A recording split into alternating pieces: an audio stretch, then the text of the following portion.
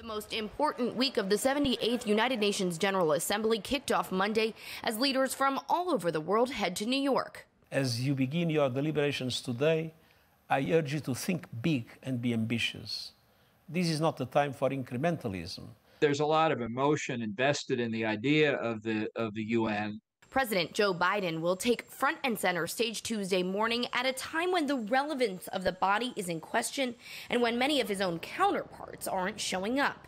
The UK's Prime Minister Rishi Sunak, French President Emmanuel Macron, and American adversaries Russian President Vladimir Putin and Chinese President Xi Jinping won't be there. Biden will be the only leader from the permanent members of the Security Council to attend. Former ambassador to the United Nations John Bolton says there's a lot broken about the institution, particularly in the political wings, the Security Council, the General Assembly, and the Human Rights Council. There's no doubt important work can happen during the course of this week, but it could happen anywhere, anytime.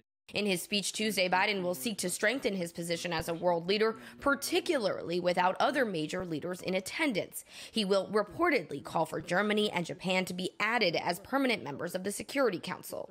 It's been the American position Japan should become a permanent member of the Security Council since the Nixon administration, and it's never happened. Raising this as an issue says to me this is not a very serious speech.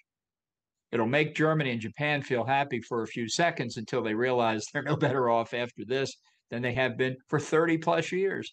The meeting also marks the first time Ukrainian President Volodymyr Zelensky will meet leaders in person in New York. He's expected to speak before the General Assembly Tuesday as American funding of the war is up for debate in Washington.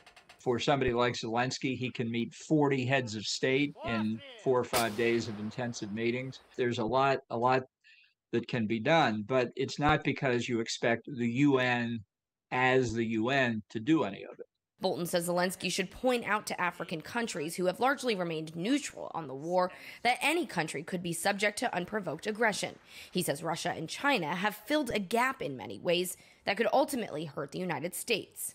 What the Russians have done through the Wagner Group in North Africa in particular, all of these are signs not of greater cooperation, investment, trade, but of efforts at political control. But the goal of the General Assembly is not to talk about war.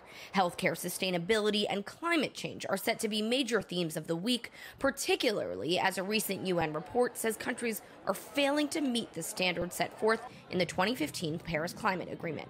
Alex Miller, Scripps News, New York.